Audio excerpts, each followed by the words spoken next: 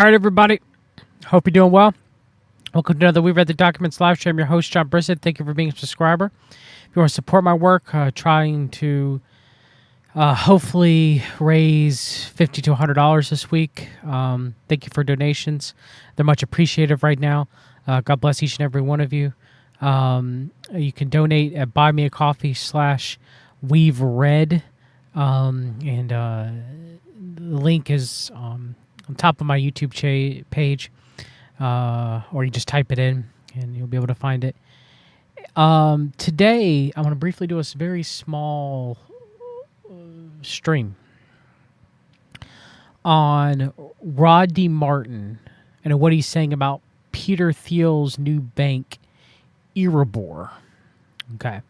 Now, I've covered Rod D. Martin. I've talked about Rod D. Martin extensively on my channel. He was a major member within the Council for National Policy. He was in the inner circle of the Council for National Policy known as the Arlington Group.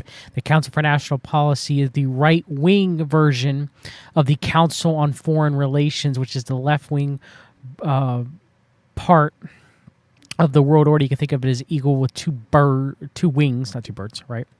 So it's an eagle with two wings, and those two wings on one side you have the Bilderberg Group, you have the Council on Foreign Relations, you have the Trilateral Commission, you have the World Economic Forum, and on the other side, the right side, that would be the left side where those would be. The right side, you have the Council for National Policy, their version of the Bilderberg Group, which is more secretive, which is known as La Circle, and you have the World Future Society.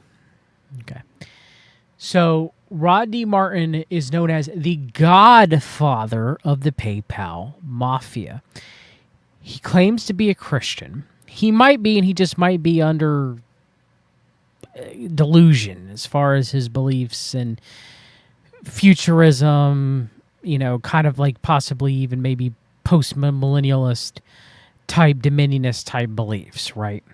Rod D. Martin was also, at a time, on the board of the Southern Baptist Church, right? Commission. So, Rod D. Martin is quite powerful within the right-wing circles, and he's just not a nobody, okay? He claims to be a Christian futurist, which I believe to be an oxymoron. We're not talking about futurists as, I would consider to be as far as eschatology is concerned, but a futurist as far as transhumanist type beliefs. So very few people know who Rod D. Martin is. Very few people who cover Peter Thiel and Palantir or PayPal discuss or know who Rod D. Martin is, which is shocking to me. I've discussed him for many years. But then again, most people don't know what the Council for National Policy is, so I digress. So let's see what Rod D. Martin shortly has to say about Peter Thiel's new bank, Erebor. I'm probably mispronouncing that. They built Palantir. They built Andriel. Now they're building a bank. Well, they used to have Silicon Valley Bank. That failed as a test case for stablecoins. Tether decoupled. USDC decoupled. But Reserve Rights stablecoin did not decouple. And Reserve Rights founder, Nevin Freeman, constantly mentions that it did not decouple during the crisis, which was Silicon Valley Bank, which was the bank that was funding majority of Silicon Valley and tech startups that Peter Thiel was intimately involved in. So one bank falls and another one rises, right? And what is this one backed by? Crypto, AI, defense, and stablecoins. Erebor is the new financial fortress for the new American century, which, interestingly enough, Rod D. Martin wrote a book. We have the Project for New American Century, right, which is made up of CNP and CFR members of America's dominance in the Middle East and forever wars in the Middle East. Well, Rod D. Martin wrote another book, wrote a book, should I say, a new book called The New American Century, or the Project for the New American Century. So there you go.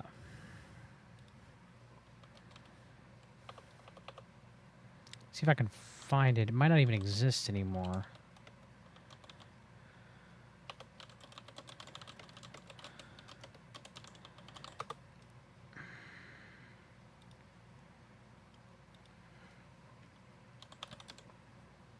He wrote a book. Let's see if I can find it.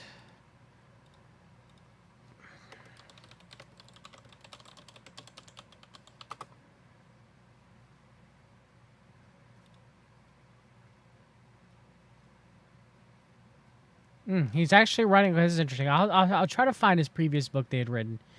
But he said, coming soon, the century ahead, how accelerating technology, new frontiers, and old school geopolitics will produce a new American century or not. So it's kind of like a reworking of that, the century ahead. Okay, so calling about a new American century. His own version, if you could say, is kind of like his own book for a project for the new American century. Okay, not necessarily built on new neoconservatism and PNAC goals in the Middle East per se, but kind of like a play on it for a new American century. But he previously had, I probably have to go to his website and see if I can even find it with the Internet Wayback Machine real quick. But he used to have, should be rodneymartin.com. Let's see if I can find it. Sorry, it's taking me a minute.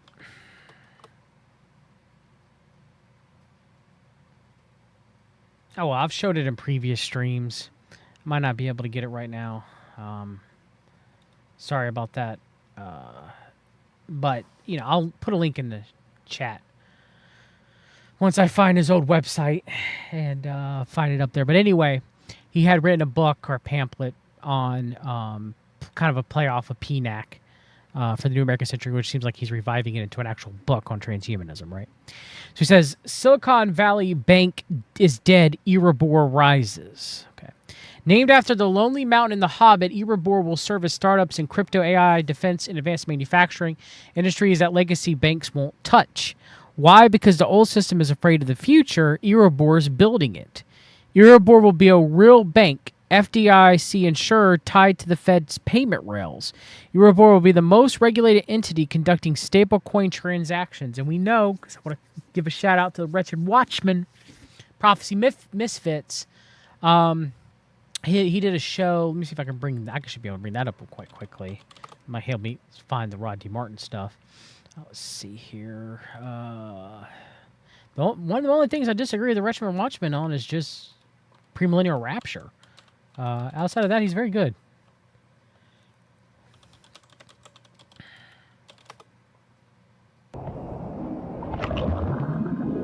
What if I told you there's a place Genius. So magical it... And then... Let's see here, he... And the Anti-CBDC Surveillance State Act, which would find it. Working like it's supposed to. If there was a giant financial collapse and banks started going through bankruptcy, the FDIC would step in. Okay, I'm gonna play this for a second. And so when they issue something, go subscribe to the Wretched Watchman. Go subscribe to Zach's channel. Shout out to you, brother Zach. Love you, brother. All right, let's listen to this. Thing like this, where it's like, we're gonna block the Federal Reserve from issuing this. People will start. Okay, I'm on board with that. That's gonna be a good thing. Not realizing that the actual poison is the one that they're issuing in front of us right now. So that's definitely something to pay attention to. Now, I want to show something on this because I think this is important in regards to the Genius Act that may play a factor, in the future. And so the Genius Act disaster, there's an element to this thing when I was reading it that points towards the possibility of full-on de-dollarization, or physical, I should say physical, because depending on what moves they make, I should say getting rid of the cash stuff and causing a total bank collapse, financial collapse in the United States, which I'm not saying is going to happen right now. I'm just saying that there's a component to this that... Yeah, Rich, thank you. I misspoke. I bet pre-tribulational rapture, not premillennial rapture.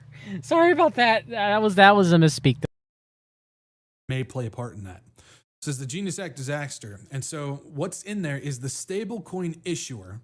So the company, the bank, whoever it is that created the stablecoin and issued it out, the stablecoin issuer earns interest off of your holdings. The holder earns none. So that means whoever created the stablecoin and pushed it out there, they make money off of people holding it. You don't. Whoever's holding the stablecoin, there's like banks and stuff, when you hold it in certain accounts, whatnot, it creates interest over time and so on and so forth. That's gone. All the interest will be going towards the issuer. None will be going towards the holder. While the issuer makes profit, the holder takes all the risk. In case something bad happens, it's the holder, the people utilizing the stablecoin, that will actually be stuck holding the bag if something bad happens. And we've seen this play out in the past. Talk about like the Great Depression. You talk about 2008. You look at some of those things. And it was all set up to make it so the holder, the people, were the ones that were the ones left holding the stick. So what this means is regular citizens would be liable for a crypto collapse, as the FDIC's deposit insurance fund would prioritize stablecoin bank losses over standard depositors in the case of a bankruptcy scenario. So in this case, if this was out and working like it's supposed to, if there was a giant financial collapse and banks started going through bankruptcy, the FDIC would step in and pay the banks that lost their stablecoins. Everybody else, whether they're using the stablecoins or if they aren't using it and they just have money in the bank, they're the ones that will lose everything, because the FDIC would only cover the bank losses and everybody else would lose.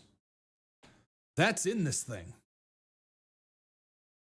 That's in the Genius Act. They are prepping for the future. Whether they plan on doing it or not, we don't know.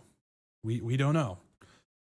But either way, that's in the future when it comes to this. So they are setting it up.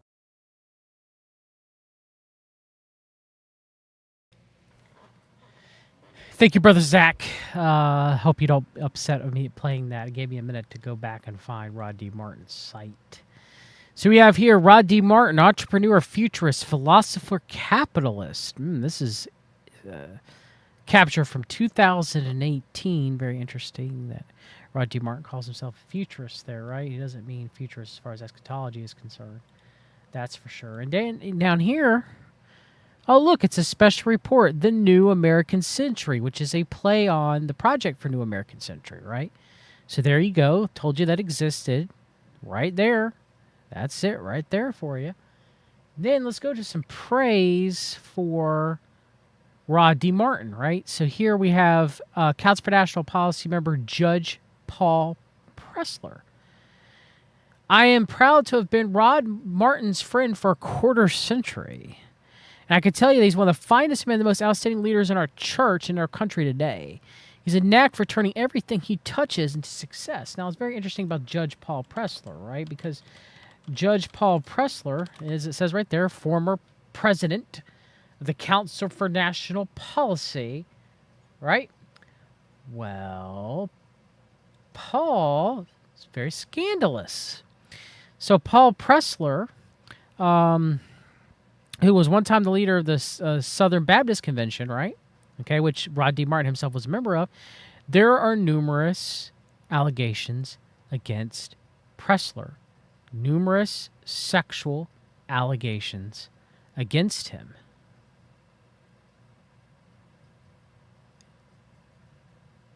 So, yeah. And a lot of them are homosexual allegations against Judge Paul Pressler. So there you go. We have OSJ, Knight of Malta member, the publisher of Movie Guide, also counts for National Policy member Ted Baer. Rod Martin is effective, efficient, perceptive, wise, and gracious. He is a great friend and a great ally. We also have singing his praises, Counselor for National Policy member Steve Forbes. Rob Martin is a Reaganite, Thatcherite conservative and a man who spent much of his life ministering to and working for the benefit of others. I know Rod is an advocate for freedom, a leader who understands real changes America needs, and has a drive to make these changes happen. CNP member Holland Coors, Ambassador Holland Coors. Rod gives out hope like candy in his pocket. Council for National Policy member Edward Teller, who supposedly had his own pedophile ring in Hollywood, known as Edward Teller's Boys. Right? Founder of the Lawrence Livermore National Laboratory, father of the hydrogen bomb, when Edward Teller. Rod is one of America's finest young minds. So you also have praise from Peter Thiel. Rod is one of the nation's leading minds. He possesses a mere complete understanding of America that most executives have their own businesses. He's smart, original, and very committed, a combination that one rarely finds. Now, I've talked about Rod D. Martin on this channel many times. I've brought these receipts before. And look, in his own About Me, what does it say down here? He is a member of the Board of Governors and Gold Circle member of the Elite Council for National Policy, which that Gold Circle member requires a $50,000+ a year donation. And at one time, according to this, he was the policy director to Governor CNP Mike Huckabee.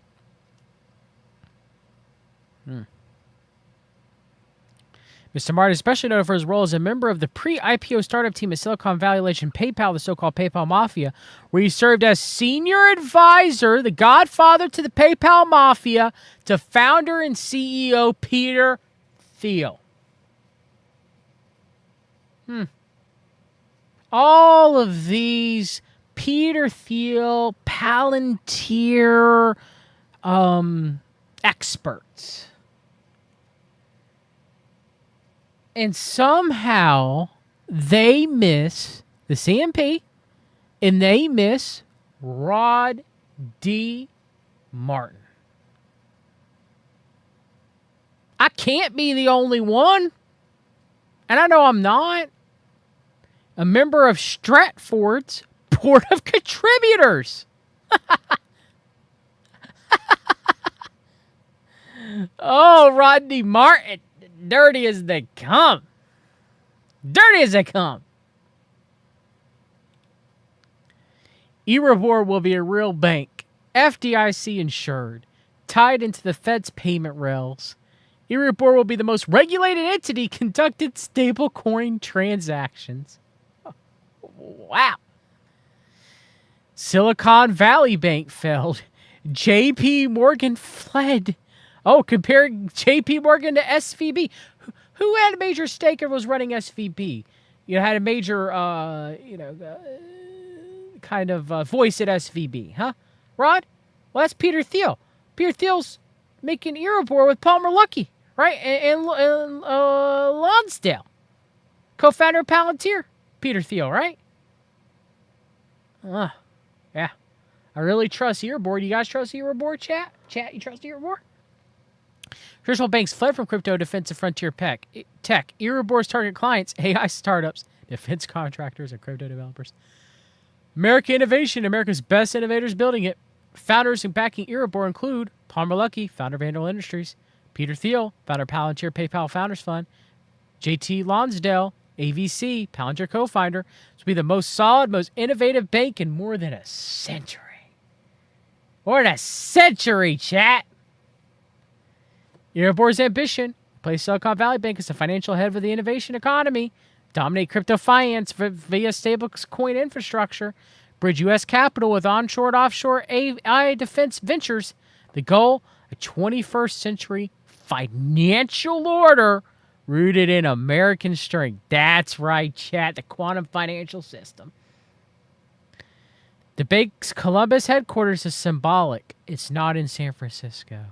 It's not in New York City. It's in the heartland, just like Anduril Industries, like the real America, chat. This is the future of finance without the woke. Not because Columbus is probably a better location to be than coming World War III versus the East and West Coast, right? But that's just me, chat.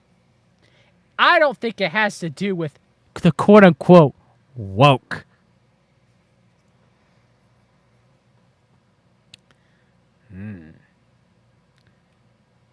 All right. Just wanted to bring something to your attention that very few talk about, that very few know, that I think is extremely, extremely important.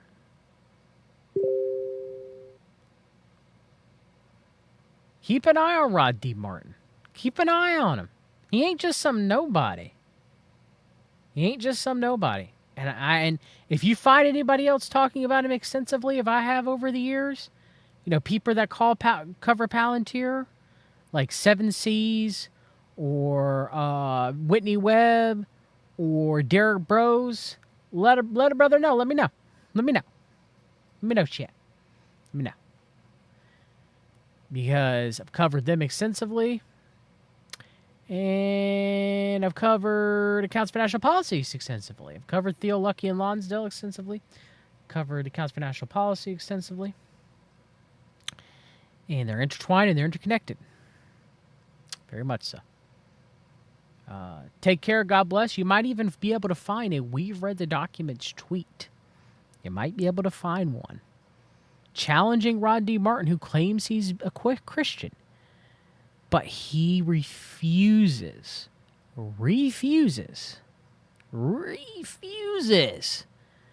look at Peter Thiel's fruit, what comes out of his mouth, what's in his own heart, his lifestyle and actions as a reprobate, and refuses to say that Peter Thiel's not a Christian.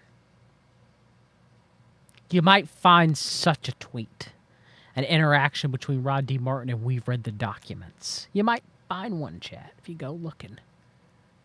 And to Rod D. Martin's credit, he never blocked me. I'll give him where credit's due. Do I think Rod D. Martin's a smart man? Very much so. Very much so. Do I think he's a snake? Quite possibly. Quite possibly. Maybe he's just a deluded Christian that thinks that yoking up with transhumanism is a good idea. I don't know. Take care, everyone. God bless you. If you got any more information on Rod D. Martin, I'd love to look at it.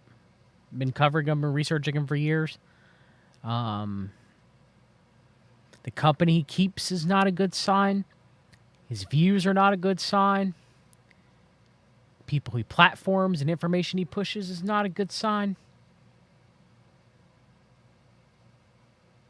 Not a good sign of his character, chat. Not a good sign.